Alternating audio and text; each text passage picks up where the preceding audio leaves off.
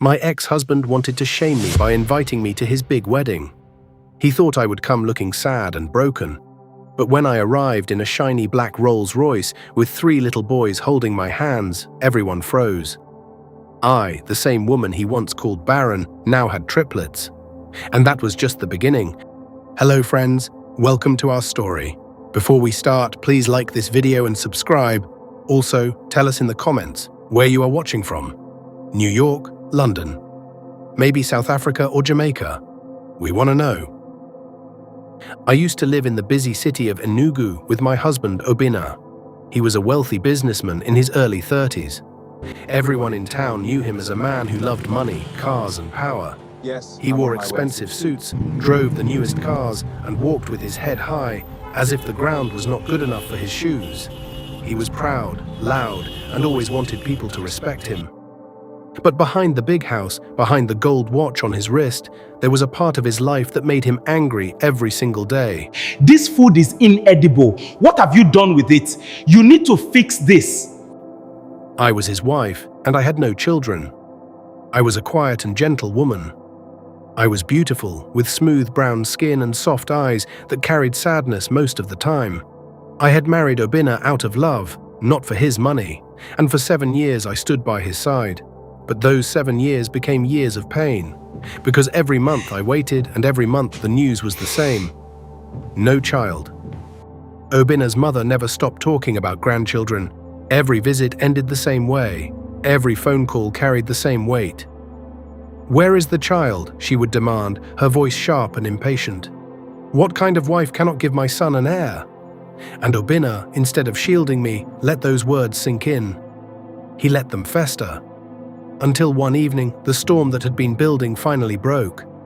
The house was quiet, the air thick with tension. I sat at the edge of the bed, my hands clasped tightly together. Obinna entered the bedroom with a frown, his tie pulled loose, his voice heavy with irritation. "7 years, Amara," Obinna shouted, slamming his car keys on the dresser. "7 years of waiting and still no child. Do you want me to die without an heir?" I lifted my eyes slowly, my voice trembling. "Obinna, I have tried. We have tried. It is not in my hands. Maybe we should see another doctor. Maybe there is still hope." "Hope?" Obinna laughed bitterly. "Is that what you have been telling yourself? I am tired of hope. My mother calls me every day to ask why you have not given me a son. My friends laugh behind my back. Do you know how it feels to be mocked as a man with no child? You have turned me into a fool. Even the gateman has children, Amara. Even the gateman." I watched his face as he said it. There was not an ounce of regret in his eyes. My eyes filled with tears. "Please do not speak like that. I am your wife. We made a vow before God. We said for better, for worse. Why do you throw it at me like I am nothing?" Obinna's voice rose. "Because you are nothing to me now. What is a woman who cannot bear children? You eat my food, wear my clothes, ride in my car, and you cannot give me one son to carry my name. You are not a wife, Amara. You are a burden I have carried long enough. And I am done." 7 years. 7 years of love, of sacrifice, of standing by his side. And that is what she heard. Tell me in the comments, after those words, would you have knelt and begged? Or would something in you have broken for good? My lips shook as I tried to speak. "Do not call me a curse. I have prayed. I have cried. I go to bed every night begging God to give us a child. I am not happy, Obinna. Do you think it gives me joy to be like this? I am in pain too." Obinna turned his back, pacing the room like a lion in a cage. His anger burned hotter with every word. "Enough of your tears. I am done waiting. I will not allow you to waste my life. Tomorrow I will speak to my lawyer. This marriage is finished."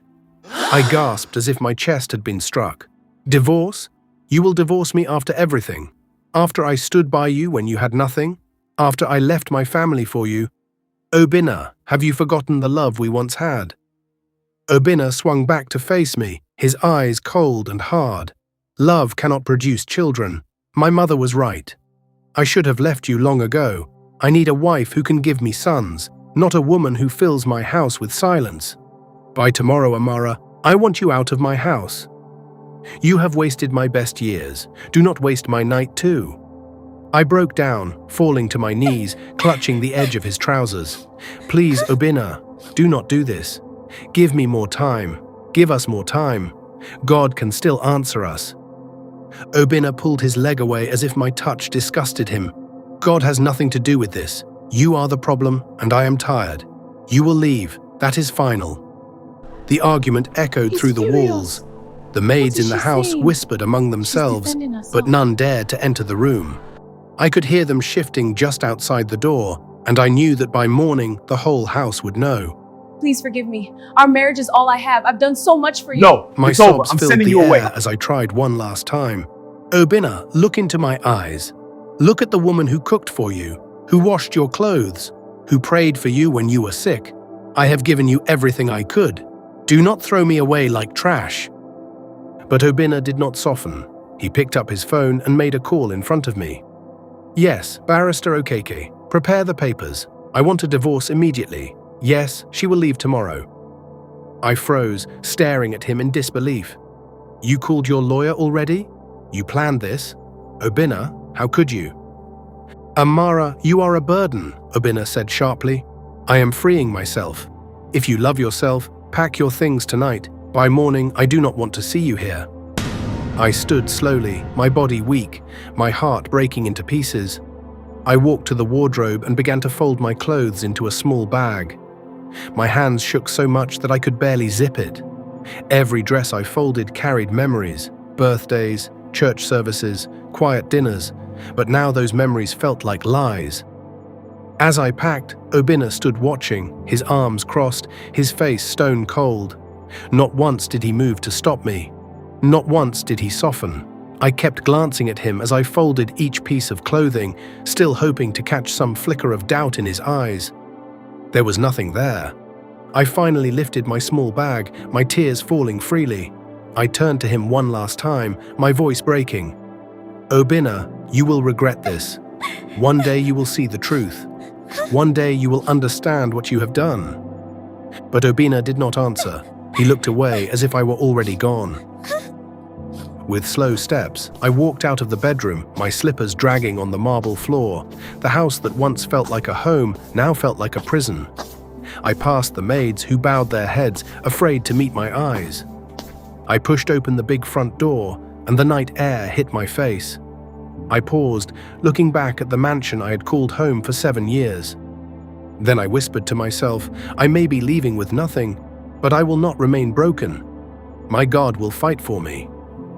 And with that, I stepped into the darkness, my bag in my hand, my tears falling, but my spirit quietly vowing that this was not the end of my story. I had no plan, no money in my pocket, and nowhere I belonged. For the first time in 7 years, I understood what it truly meant to be alone. But life has a way of turning the tables. Some people only understand what they destroyed after the door has already closed behind you. Drop a comment if you believe that man never deserved the 7 years she gave him. I didn't know where I was walking to that night. I just kept moving, holding my bag close to my chest. The streetlights were on, but the road felt dark. My legs were shaking and my eyes were wet. I could still hear Obinna's voice in my ears. You are a burden. I am freeing myself. I walked past shops, past sleeping dogs, past women closing their stalls. No one looked at me twice. No one knew that I had just lost my home, my husband, and my peace. My friend Amara lived a few streets away. She was the only person I could think of. We had known each other since university, and even though life had taken us in different directions, Amara's door was always open. I knocked gently. The time was almost 10 o'clock at night. Amara opened the door in her wrapper, shocked. Amara, what happened to you? Why are you crying? Did someone die? I couldn't speak. I just burst into tears again and fell into her arms. Come inside, Amara said, pulling me into the small flat. She led me to a chair and closed the door. Talk to me, please. What happened? He threw me out, I whispered. Obinna? I nodded slowly, wiping my eyes with the back of my hand. He said I am a curse. He said I am the reason we don't have children. Amaka hissed and sat beside me. That man has no fear of God. After all these years, he didn't even check himself. Amara, you have suffered. I rested my head on Amaka's shoulder. I don't even know where to start. I left with just this bag. All my things are still in that house. Amaka touched my arm gently. Don't worry, you will sleep here tonight. You can stay as long as you need. I don't have much, but this house is your house now. I closed my eyes and let out a long sigh. Thank you, Amaka. The room was silent for a few seconds. Then Amaka stood up. Come, let me boil some water. You'll take a hot bath and eat something. Tomorrow we'll talk about what's next. I sat there as Amaka walked away, my eyes staring at the floor. My heart felt like it had cracked into many pieces. That night I couldn't sleep. Even though the bed was soft and the room was quiet, my mind kept going back to the moment Obinna told me to leave. I remembered how he turned his face away, how he looked at me like a stranger. By morning, my pillow was soaked with tears. I thought the worst was already behind me. I was still wrong about that. Days passed. I stayed in Amaka's house, trying to hide my sadness, but I couldn't eat much. I barely spoke. I would sit near the window, staring outside as if waiting for something to change. Amaka tried everything to cheer me up. One morning she said, Amara, come with me to the market. Let's walk around, breathe some fresh air. But I shook my head. I don't want people to see me. What if someone asks about Obinna? What will I say? You'll say the truth, Amaka replied, that he is a fool who threw away a diamond because he wanted a stone. I gave a small smile, but it didn't last. Later that week, Amaka brought up something important. Amara, have you ever gone for a proper medical checkup? I looked at her, confused. What kind of checkup? A fertility test. Have you ever tested yourself to be sure the problem wasn't from you? I shook my head slowly. Obinna said it was me. He never agreed to go for tests himself. He said he was fine. Amaka frowned. So you just believed him? I didn't have a choice, I said, my voice weak. He wouldn't listen. And his mother called me names. They all blamed me. Amaka stood up. No, this has to stop. We're going to the hospital tomorrow. Let them run all the tests. I need you to hear the truth from a doctor, not from that proud husband of yours. I didn't argue. I was tired of guessing. Maybe, just maybe, I needed answers. The next day, we went to Life Hope Medical Center, a quiet private hospital where Amaka knew one of the doctors.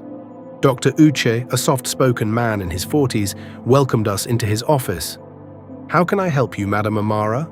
He asked gently. I looked down. Amaka answered for me. She was married for 7 years. No child. Her husband divorced her because he said she was barren, but she has never done any test. We want a full checkup. Dr. Uche nodded slowly. You did the right thing by coming here.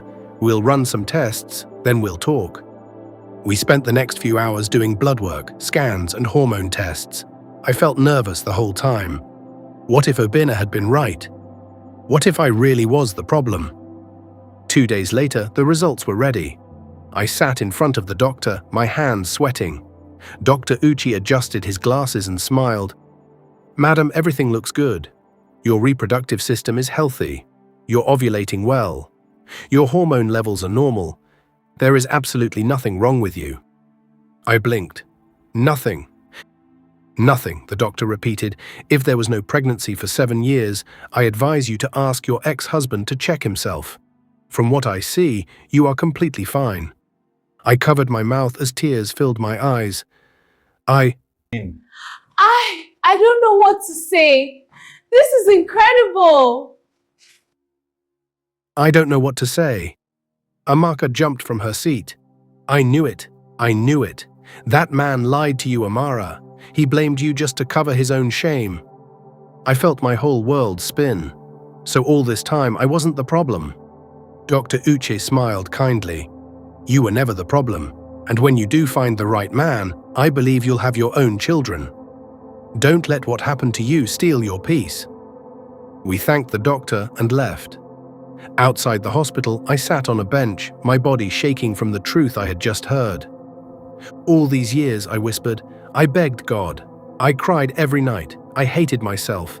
And I wasn't the one. Amaka sat beside me and held my hand. Obinna will pay for what he did to you. I swear, Amara, one day he will look at you and wish he never let you go. I looked up at the sky. Maybe this is the beginning of my healing. That was the moment I understood something. The shame had never been mine to carry. It had never been mine at all. The next few weeks were different. I started helping Amaka with her tailoring business. I wasn't smiling fully yet, but I was no longer lost. I began waking up early again, eating small meals, and even laughing sometimes. One evening I told Amaka, I want to start something, maybe a small food business. I've always loved cooking. Amaka smiled wide. Yes, that's the spirit. I'll help you. Let's make it happen. We used Amaka's small veranda to start a food stand. Every morning I would cook rice, beans, moi, and soup. By 7 o'clock, workers from nearby offices were lining up to buy. People began to know me again, not as the woman Obinna divorced, but as the woman who made the best jollof rice in the area. One afternoon, a customer smiled at me and said, Madam, you look different. There's a glow on your face. I smiled softly. Maybe I'm finally free. But even with the small happiness, there were nights when the pain returned. One night, as I was folding aprons, I turned to Amaka. Do you think he ever loved me? Amaka looked at me and said slowly, I think he loved himself more. That's the only thing I'm sure of. I nodded. I just wish I didn't waste so many years. You didn't waste them, Amaka said. You grew, you became stronger, and one day God will give you more than you lost. I didn't reply, but deep inside something was changing. A small fire had started, a quiet strength. One Sunday afternoon, Amaka came home from church with news. Amara, guess what? What? I saw Obinna's cousin today. He told me Obinna is preparing to marry someone new. Amara, guess what?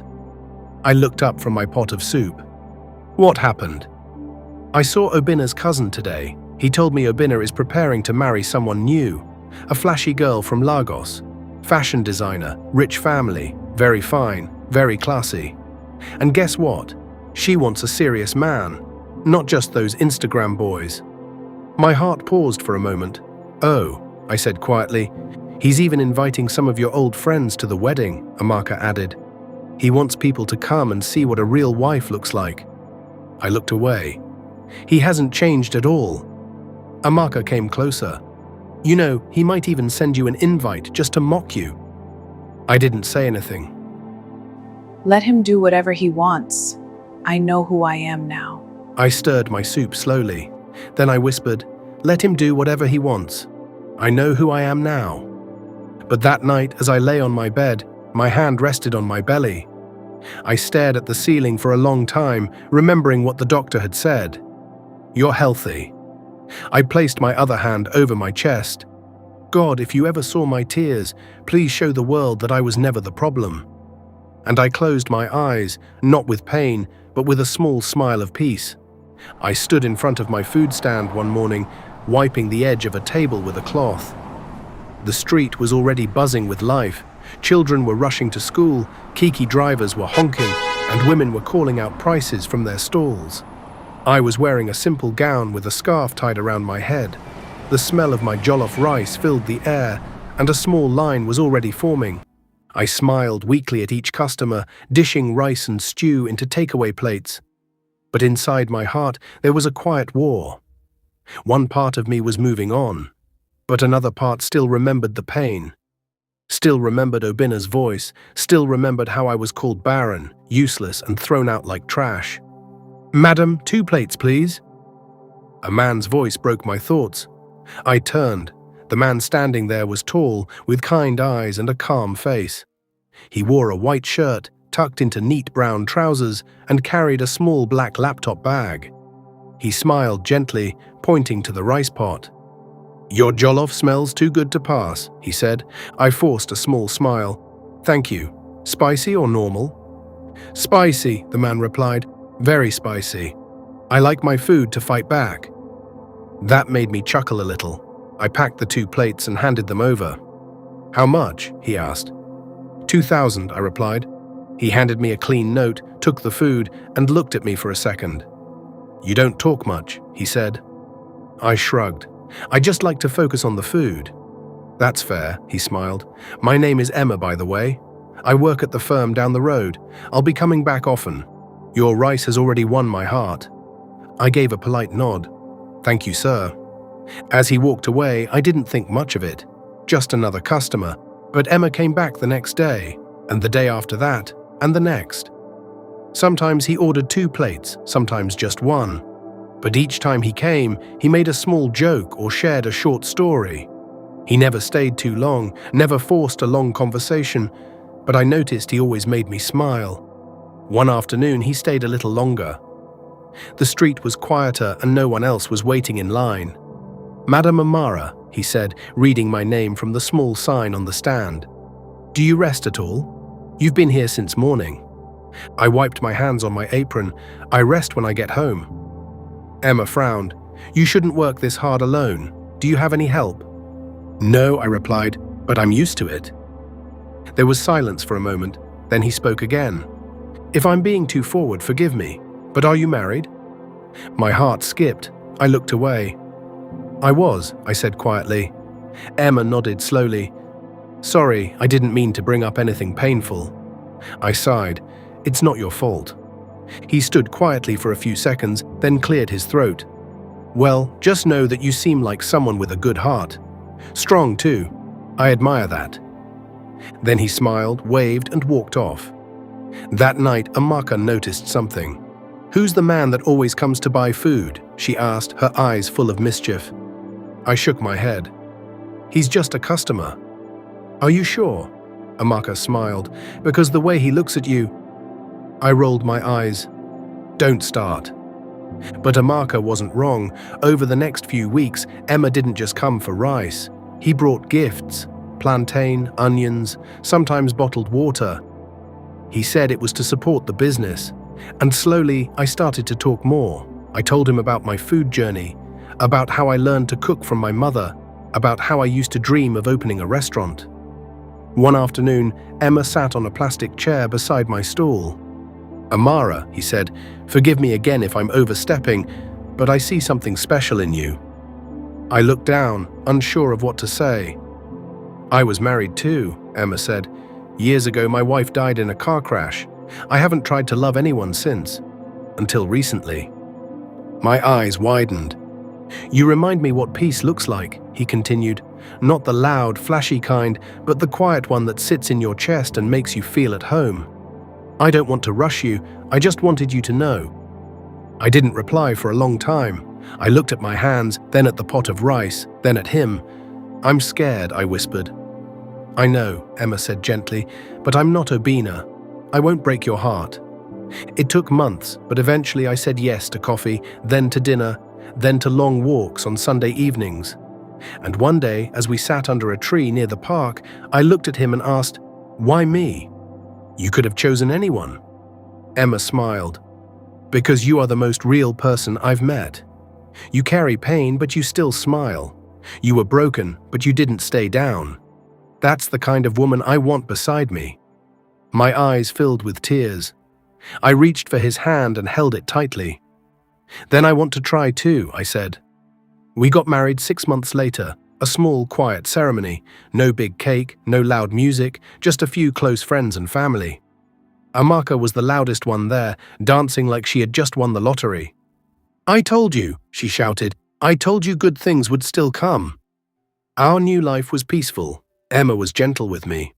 He made me laugh. He listened to my stories. He helped me expand my food business into a proper shop. Every morning before work, he kissed my forehead and said, "I love you, my queen." For the first time in years, I felt safe. And then the unexpected happened.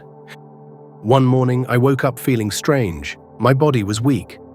I couldn't stand for too long. The smell of stew made me sick. I brushed it off. Maybe it was malaria. But when it continued for 2 weeks, Emma said, "Let's go to the hospital." At the clinic, they ran tests. I waited on the bench, biting my nails. The nurse returned with a wide smile. "Congratulations, madam," she said. "You're pregnant." I froze. "Pregnant?" "Yes," the nurse nodded. 3 weeks. I covered my mouth, tears pouring from my eyes. Emma jumped to his feet. "Pregnant? Are you serious?" The nurse laughed. "Very serious." He turned to me, pulled me up, and hugged me tightly. "You're going to be a mother," he whispered. "We're going to be parents." I couldn't stop crying. The joy was too much. I held his shirt and cried like a baby. The months that followed were full of excitement, but the biggest surprise came during my scan. As the doctor moved the probe over my belly, his eyes widened. "Madam, there are 3 heartbeats." I sat up. 3? "Yes," the doctor said. "You're carrying triplets." I screamed. The whole hospital probably heard me. When we got home, Emma knelt and cried. "God, you have done too much. 3 children at once. This is more than I asked for."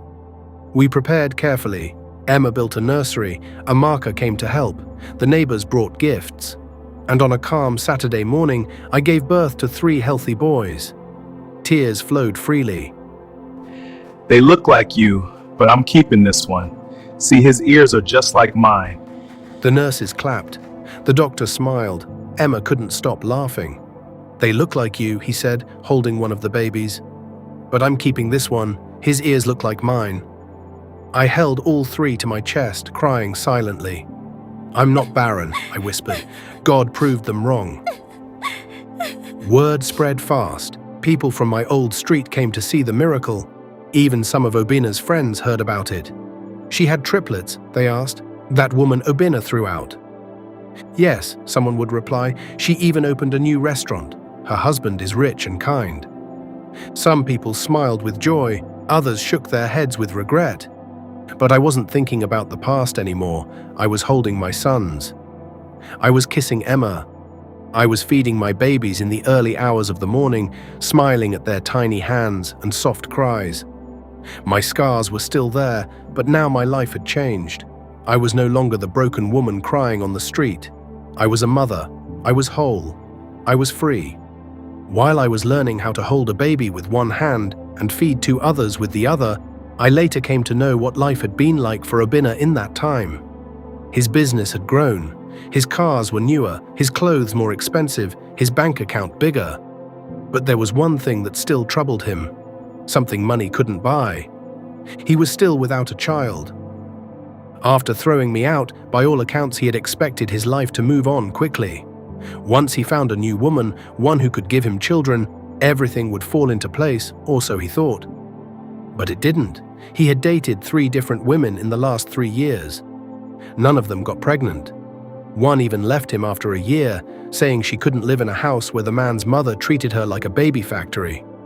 His mother, Mama Ike, was now older but still sharp with her tongue. "You are not serious," she would always say. "You are choosing fashion over family.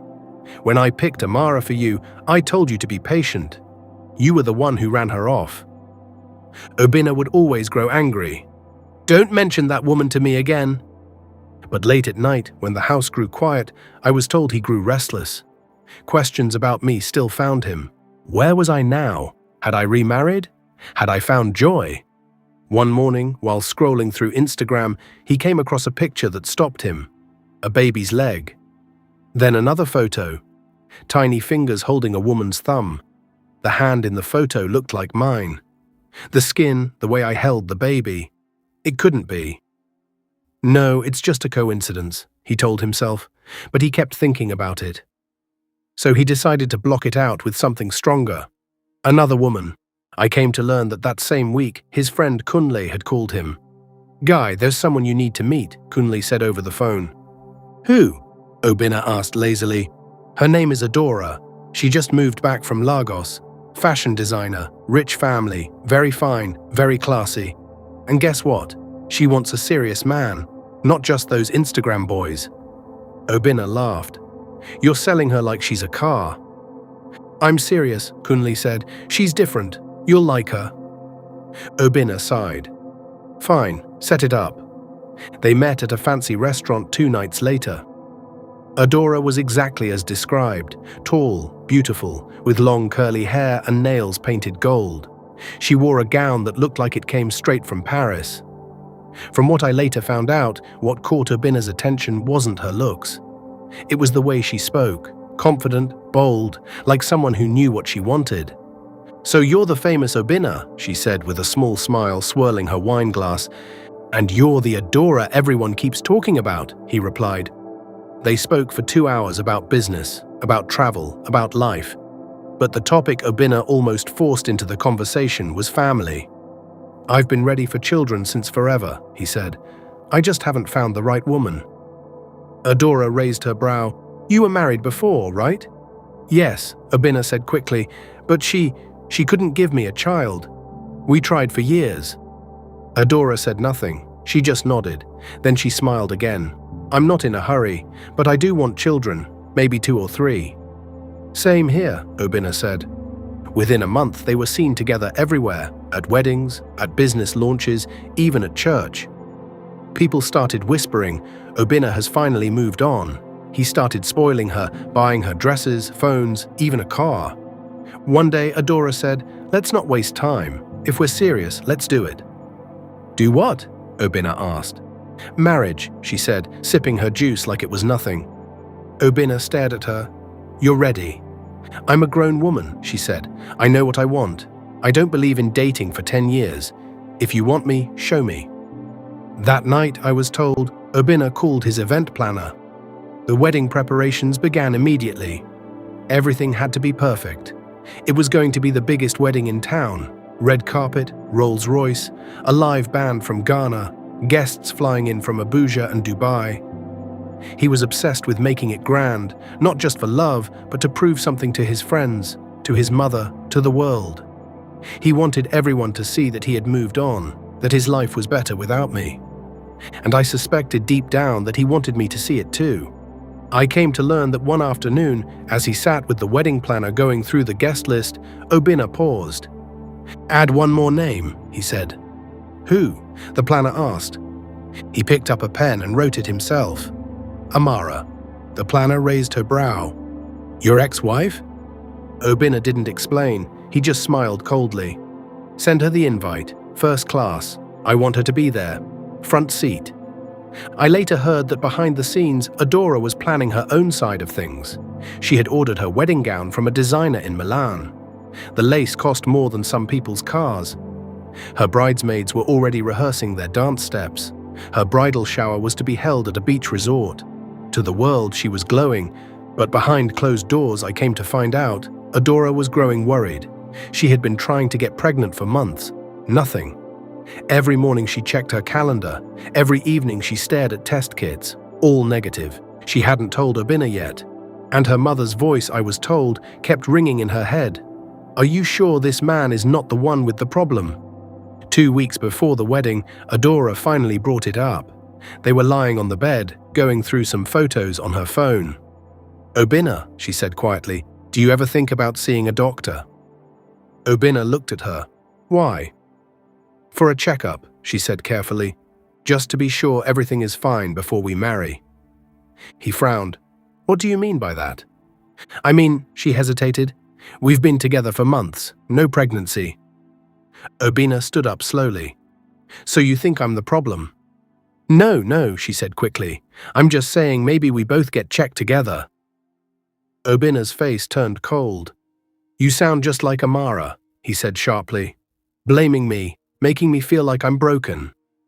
Adora sat up. "I didn't say that." He grabbed his shirt. "Let's not talk about this again, ever." I was told Adora said nothing more, but a new kind of fear had taken root in her. Obina continued the wedding plans like nothing had happened. He told his friends, "This wedding will shake the city. I want my ex to see what real success looks like." His friend Kunle laughed. "So you're inviting her to disgrace her?" Obina smiled proudly.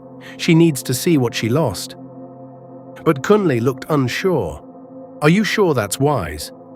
What if—" "There's no what if," Obina snapped. "She'll sit in that hall and see my new bride walking down the aisle in diamonds. Let her choke on regret." On the day of the wedding rehearsal, I later heard Obinna stood in the hall alone before anyone else arrived. He looked around the decorated space, roses, chandeliers, golden chairs. He took out his phone and stared at my name on the guest list. No, he whispered to himself, she was the problem. She couldn't give me a child. I made the right choice.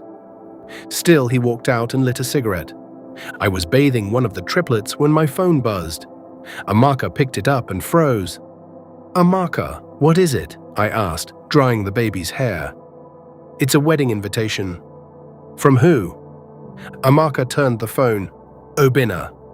I stared at the screen, my heart pounding. I reached for the phone, read the invite, then slowly placed it on the table. Amara was fuming. What kind of insult is this? Is he mad? But I just stood quietly, holding my baby close. Then I smiled, a calm, steady smile.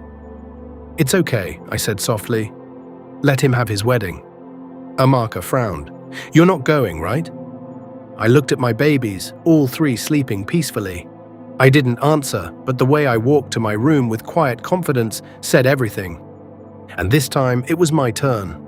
I stood by the window, one hand gently rocking the baby in my arms, while the other held the wedding invitation. The gold envelope was thick and shiny, like something meant for a king. The letters were bold and loud, Obinna and Adora, the royal union. I had read the card 5 times already. Each time it said the same thing. The date, the venue, the dress code, and then my name printed clearly on the guest list. Amara, first row seat. At the bottom of the card was a handwritten note.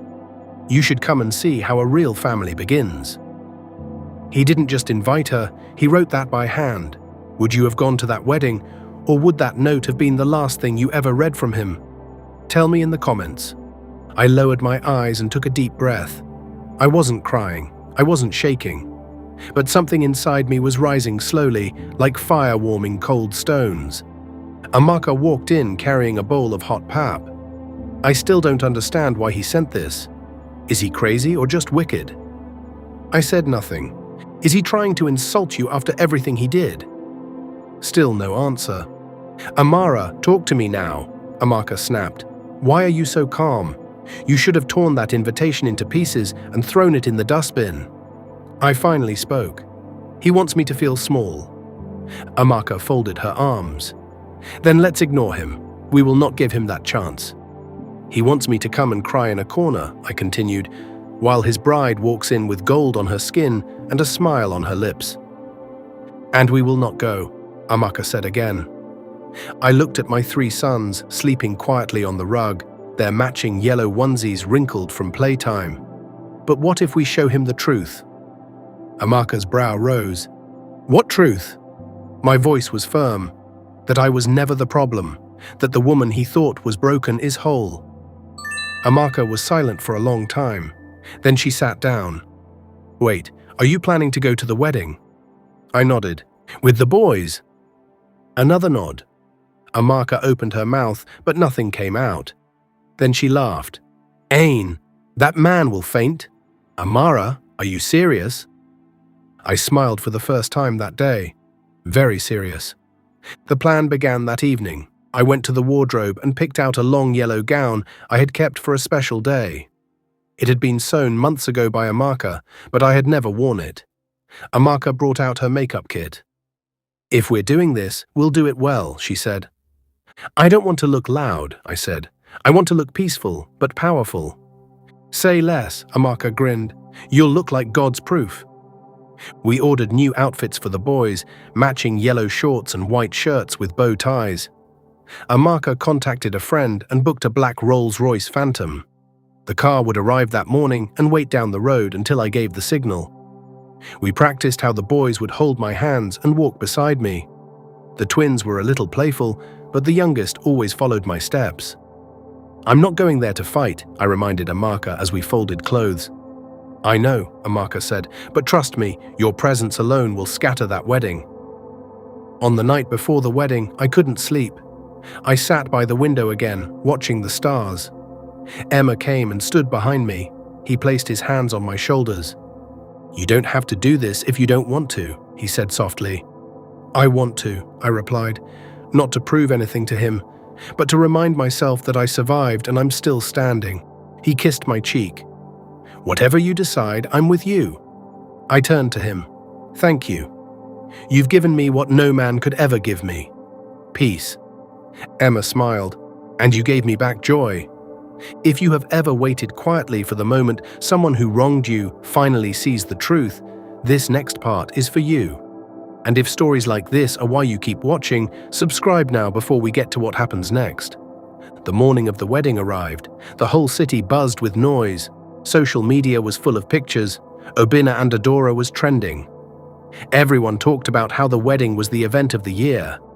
When I arrived, the venue was a giant hall near the waterfront. Long red carpets covered the entrance. Cameras flashed everywhere. Guests walked in with glittering clothes and sunglasses. Big politicians and business moguls sat at the front. I could see the rows stretching back deep into the hall. Easily 300 people, maybe more, all dressed like they had come for something they would remember for the rest of their lives. I was told that earlier that morning, Adora had stood before the mirror in her hotel room, her white gown sparkling like ice, her friend adjusting her veil. You look stunning. Obinna will fall in love all over again. Adora smiled weakly. I hope so. When I stepped into the hall, I could see Obinna already standing at the altar. He wore a white agbada with gold embroidery, his shoes polished like glass. He kept checking his watch. Kunli came to stand beside him. Why are you restless? I'm waiting for someone, Obinna said. Who? He didn't answer. Then suddenly a black Rolls-Royce pulled up outside. The back door opened slowly and I stepped out. I wore the yellow gown like a queen, my face calm, my steps sure. As I straightened and reached for my son's hands, I could already see heads beginning to turn, from the entrance all the way to the front row, one after another, like a wave moving through the hall. And beside me walked 3 small boys dressed like angels. The hall around me went silent. I could hear people gasp. Phones came out in every direction. A murmur spread through the rows like wind through tall grass. I could feel guests turning their heads, then turning them again, as if their eyes were deceiving them. Some stared at my triplets, 3 identical little boys, scrubbed and polished and glowing. Others stared at Obinna, watching his face drain of color in real time. Who is that? Wait, is that his ex-wife? She has triplets. 3 children. Look at them. The whispers spread like wildfire. I could see Obinna had gone pale. He grabbed Kunli's hand. Tell me I'm dreaming. Kunle blinked. Bro, she has children. Obinna stepped down from the altar, walking forward like someone in a trance. I watched his face as he came closer. The pride I had always known in those eyes, the hard, certain look that had once made me feel so small, was gone. In its place was something I had never seen on him before. I walked slowly, gracefully, holding my son's hands. My eyes met his, but they didn't waver. I smiled, a soft, simple smile. The crowd parted as I walked to my seat in the front row, the seat Obinna had reserved for me. I sat down quietly. My boys climbed onto my lap and whispered, "Mommy, we made it." I nodded and kissed their heads. Adora entered the hall shortly after, her veil over her face. I could see her taking in the silence, the faces, and Obinna standing stiff at the front, his eyes frozen. She reached the altar and whispered, "What's going on?" Obinna couldn't speak. The pastor cleared his throat. "Shall we begin?" But I could tell Obinna wasn't listening. His eyes were still on the children, on the truth. Back in my seat, Amaka whispered, "Do you want to leave now?" I shook my head. "No, we'll stay till the end." My voice was calm. My heart was calm. I wasn't here to destroy anything. I was here to be seen, to be heard. Without a word, the wedding hall around me had gone from loud to quiet in just a few minutes. All the music, all the camera flashes, and all the laughter had paused. The guests didn't know whether to sit still or turn around. Some held their phones mid-air, mouths slightly open, while others simply stared at me. The woman who had just walked in like the wind had changed direction. I sat at the front, exactly where Obinna had planned for me to sit. but not the way he had imagined. I wasn't weeping in shame. I wasn't looking bitter or defeated. I sat with calm pride, dressed in yellow, glowing like sunrise. On each side of me sat my sons, triplets, boys with smooth brown skin and wide, curious eyes. Their shirts were white, tucked neatly into yellow shorts. One of them had a toy car in his hand. The other two were whispering to each other and smiling. I could feel the crowd still couldn't believe it. "That's Amara," a woman in green lace whispered behind her fan. "She has children?" the man beside her asked. "They look like her and they look like—" "Shh, let's see how it ends." At the front, the pastor coughed again. "Shall we begin the ceremony?" Obinna stood beside Adora, but I could tell his mind was elsewhere. Adora leaned closer, her voice soft but sharp. "Who is that woman with those boys?" Obinna blinked. That's Amara." Adora's brows furrowed. "Your ex-wife?" He nodded slowly. "Those children with her?" Obinna didn't answer. Adora turned to face him completely. "Obinna, are those her children?" The crowd was now completely focused on the couple at the altar. Even the photographers didn't know where to point their cameras anymore. Obinna shifted on his feet. His mouth opened, but no words came out. Adora's eyes widened.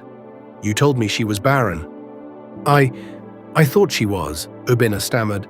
"You thought?" she snapped. "You told me she couldn't give you a child. You said that's why you left her." "I believed it," he said quietly. "What doctors?" she snapped.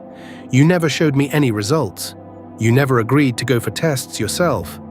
Obinna rubbed his head, sweating under the lights. "Adora, please, can we talk after this?" "No," she said firmly. "We will talk now, because the entire hall is watching." She turned to the crowd. "Is this your idea of a joke, Obinna?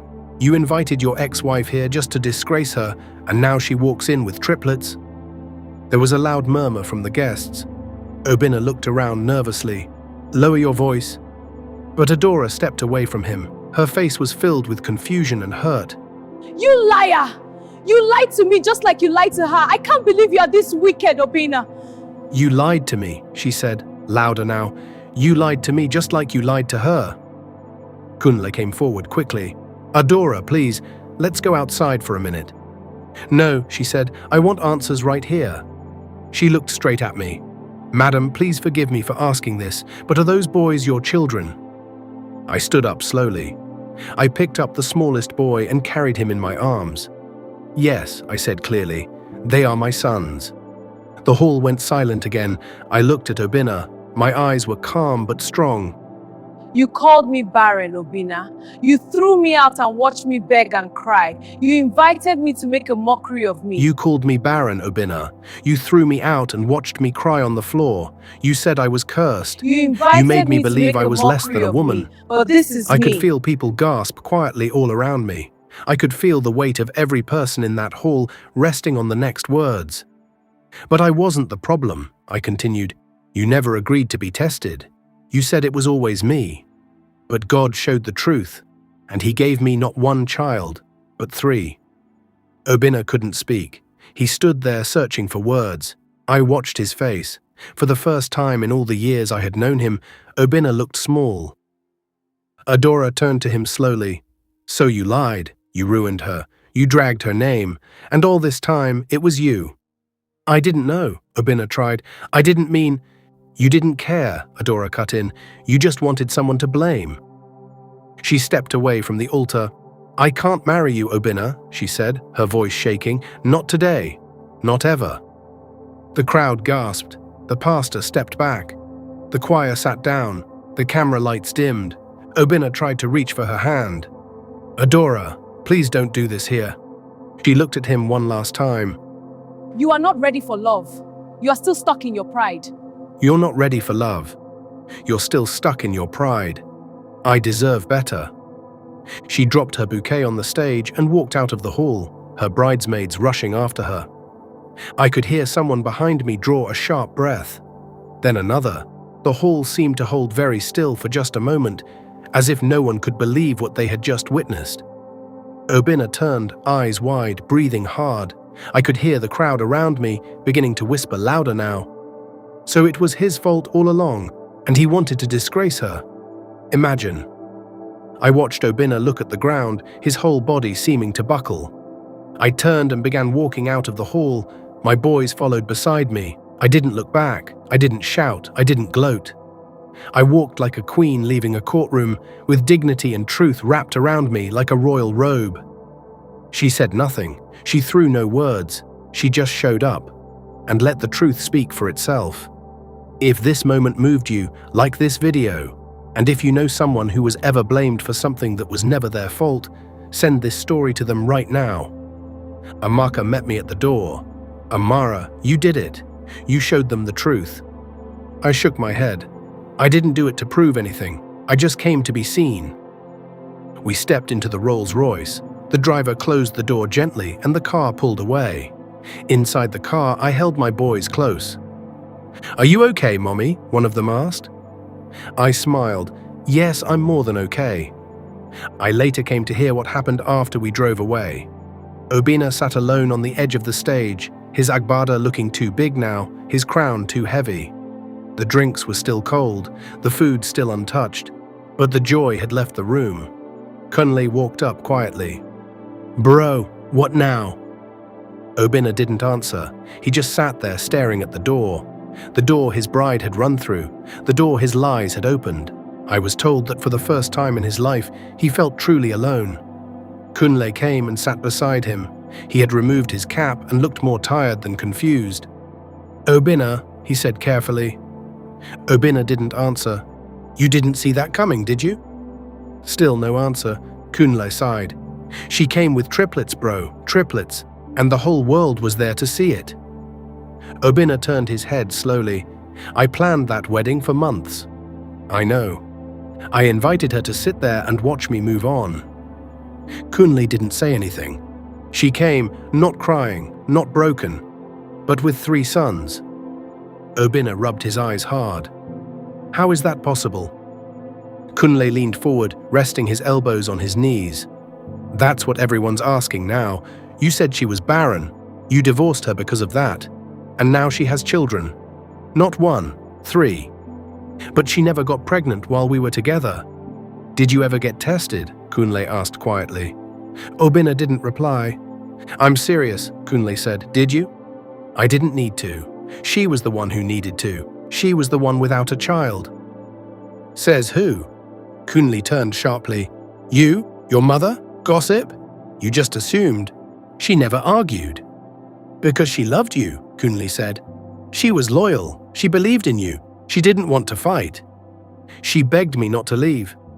She cried and said we could still try. I called her cursed. I told her to get out." Kunle was silent for a moment. Then he said, "Now the truth is staring at you, and the whole world is watching." Meanwhile, outside, cameras were flashing and social media was exploding. Videos from the wedding were already online.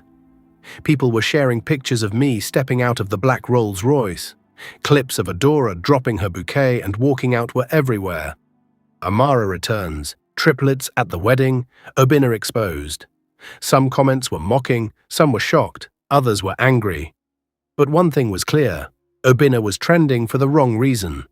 Later that evening, back at my house, Amaka sat on the couch with her phone, reading out loud. "Listen to this one," she said. "This woman is a true queen. She didn't shout. She didn't fight. She just showed up with God's answer." I smiled gently while feeding the boys. I didn't do it for the world to clap. I just wanted him to see. Amaka looked up. Well, now he has seen. And not just him. Everybody. I lifted one of the babies onto my lap. "Do you think he feels anything?" "Oh, he feels it," Amaka said. "Pride doesn't protect anyone from disgrace." There was a knock on the door. I turned. Who could that be? Amaka stood up. "Let me check." She opened the door slowly and her eyes widened. "Obinna." I froze.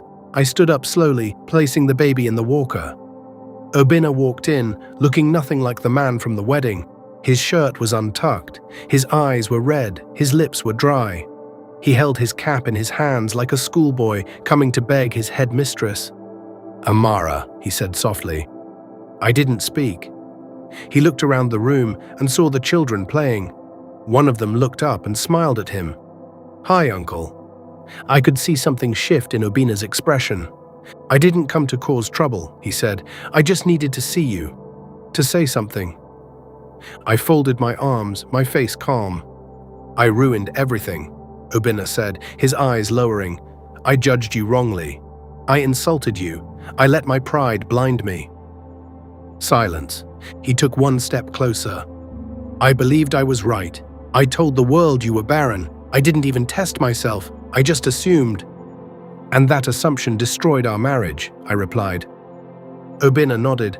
I know. I see it now. I was foolish. I let ego control me. I didn't protect you. I shamed you.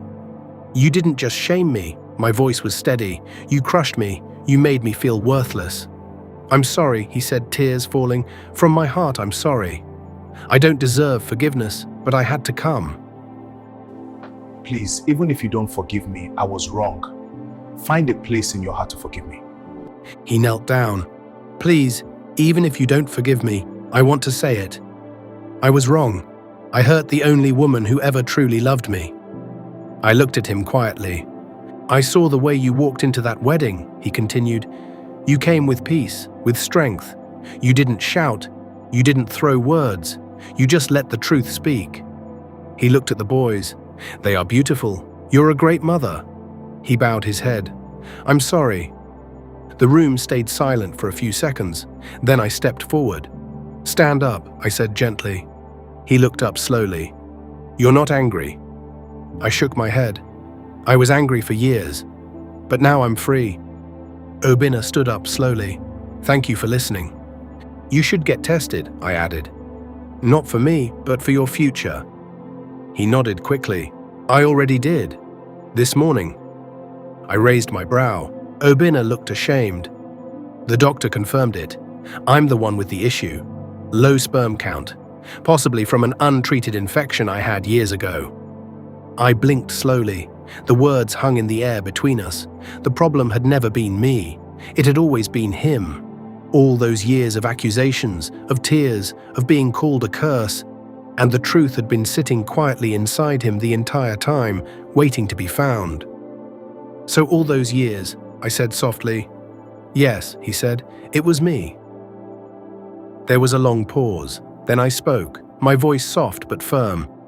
I don't hate you. I've moved on. God gave me a second chance. Obina nodded again. I know, and you deserve everything good. I'm glad you're happy. He turned to leave. Obina, I called. He turned back. I forgive you. His shoulders dropped with relief. Thank you. As he walked out of the house, Amara came to stand beside me. You're stronger than I'll ever be, she whispered. I gave a small smile. I'm not strong. I just healed. I came to learn that the next morning, Obina woke up to another storm. His company had taken a hit. Some investors had pulled out. He had hundreds of messages waiting, some from family, others from bloggers, but the one that shook him most was a message from Adora. Don't try to call me. I've gone back to Lagos. Find peace within yourself. I hope you learn. I was told he sat back, holding his head. Everything was gone. Meanwhile, at my home, peace flowed like water. Emma returned from his trip and hugged me tightly. I saw the clips online, he said. You walked in like a lioness. I laughed. It wasn't easy. I'm proud of you, Emma said, but more than that, I'm happy you stood up for yourself. I looked at my boys, now asleep on the floor. They don't even understand what happened, I said, but one day they will, and I'll tell them the whole story. Emma smiled, and I'll be right beside you. We stood there holding hands, no bitterness, no anger, just peace. 1 month had passed since the wedding that never happened. The video clips were still going viral. The headlines refused to die down. Everyone had moved on. But I came to know that Obina had not. He was no longer the man people admired. He no longer walked into boardrooms like a king. He didn't smile in his suits or joke with his workers. His office was quieter now. Some staff had resigned. Some partners had pulled out. And the few people who still showed up treated him differently. They avoided his eyes and whispered when he passed. From what I was told, he couldn't sleep, couldn't eat well. He replayed everything in his mind 1,000 times. My entrance, the triplets, Adora walking out. And now the bitter truth. He was the one who had fertility issues all along. He had destroyed his own life with pride. He sat at his desk, staring at the test result from the fertility clinic. Low sperm count, low motility. Patient advised to begin treatment immediately. His phone buzzed. Another blog post. Former business tycoon faces downfall after ex-wife's dramatic wedding appearance. He sighed and dropped the phone. I was told later that just then his mother walked into the office. She looked older, weaker. She had heard everything too. "Obinna," she said, sitting across from him. "I came to talk." He nodded slowly. "I know what you'll say, Mama." She sighed. "You were wrong. We were both wrong."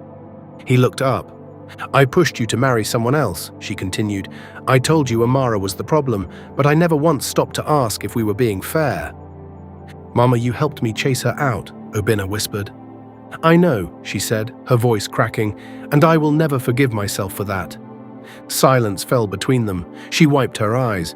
"Have you spoken to her again?" "I went to see her. She forgave me." "She always had a big heart," Mama Ike whispered, "even after everything." He nodded slowly. "But she's not coming back. She's happy now. She has a real family." Mama Ike lowered her head. "God gave her beauty for ashes. And we destroyed something pure." Obinna didn't speak. He just looked down at his palms, empty now. His crown was gone. Meanwhile, I was in the kitchen preparing okra soup. The boys were watching cartoons in the living room while Emma repaired the kitchen tap. "Babe," Emma called out, holding the wrench, "remind me again. Do we have enough crayfish?" I smiled. "Yes, it's in the blue container, second shelf." He laughed. "You've organized this kitchen like a chemist's lab." We both chuckled. There was peace in that home. It wasn't built with gold, but it was rich in joy. As we sat to eat later that night, one of the triplets suddenly said, "Mommy, when we grow up, will we also be famous like you?" I laughed. "Who said I'm famous?" "Everyone was shouting your name on the internet," the second boy added, licking soup from his fingers. I looked at Emma and smiled. "You'll grow up knowing your story," I said. "But more than that, you'll grow up knowing your worth." Emma nodded in agreement. "And knowing how strong your mother is." A few days later, I got a letter delivered to my new restaurant. I opened it slowly. It was short, typed, and signed at the bottom. "Thank you for your strength. Thank you for your forgiveness. You taught me a lesson I will never forget. I lost a good woman, and I hope one day your sons will know how proud they should be of you. I wish you peace. Obinna." I folded the letter and placed it in my drawer. I wasn't angry. I wasn't sad. I was simply at peace. I heard that back in his compound, his neighbors now looked at him differently. Some pitied him. Some laughed behind his back. The gardener didn't greet him with the same cheer. The security man no longer rushed to open the gate with excitement. He had truly become the disgraced groom. One evening, I was told, he stood in front of his mirror and stared at himself. "Who are you now?" he whispered. "What did your pride gain you?" No answer. He looked out the window far away and finally said out loud, "I destroyed the woman who loved me, and now I'm alone." But I was far away from all of that. I was whole again. I had found joy. I had found love. I had found purpose. And I had 3 little reminders that what others had called barrenness, God had turned into overflow. That is what pain turned into purpose looks like. If you have ever watched someone be wronged and wondered whether justice would ever come, you now have your answer. Some things do not need to be shouted, they just need time. Tell me honestly in the comments, did you believe from the beginning that she would win?